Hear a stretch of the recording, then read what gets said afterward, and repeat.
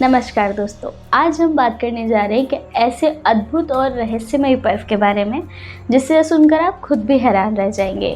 क्या आपने सुना है भगवान कभी बीमार पड़ते हैं? जी हाँ, भगवान बिल्कुल बीमार पड़ते हैं और उनका इलाज भी कराया जाता है। तो चलिए जानते हैं आज भगवान के बीमार पड़ने के पीछे का राज और उनकी स्नान यात्रा के बारे में।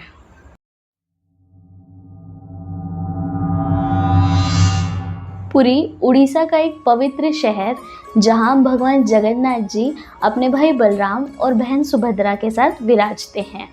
यह पर्व ज्येष्ठ पूर्णिमा को मनाया जाता है और इसे हम स्नान यात्रा के नाम से जानते हैं।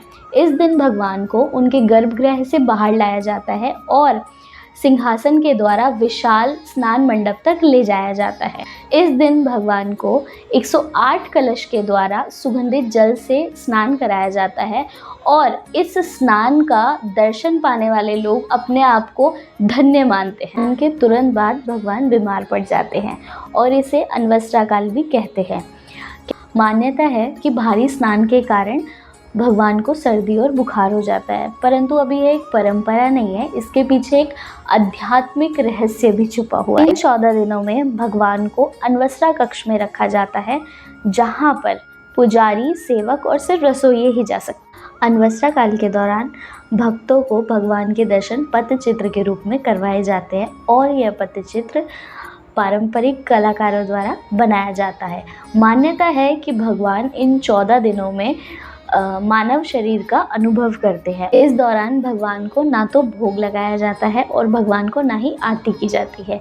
इस दौरान भगवान का विशेष उपचार कराया जाता है और भगवान की सेवा और उन्हें शांति प्रदान की जाती है। इन दिनों में मंदिर का मुख्य द्वार बंद कर दिया जाता है, परंतु भक्त इतने भावुक होते हैं कि वह मुख्य द्वार से ही भगवान के दर्शन की कल्पना कर ले। यह भी माना जाता है कि भगवान 14 दिन के लिए मानव शरीर का अनुभव करते हैं और जिस प्रकार एक मनुष्य को सर्दी, जुकाम, बुखार हो जाता है, उसी प्रकार भगवान भी वही अनुभव करते हैं।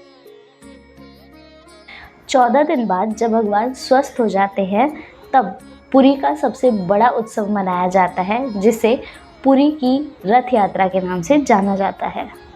भगवान जगन्नाथ जी उनके भाई बलराम और उनकी बहन सुभद्रा को अपने अपने रथों में बैठाकर उनकी मासी गुंडीचा माता के मंदिर तक ले जाया जाता है और इस रथ यात्रा के दर्शन करने के लिए पूरा पुरी एक साथ एकत्रित हो जाता है और पूरा शहर भक्तिमय हो जाता है।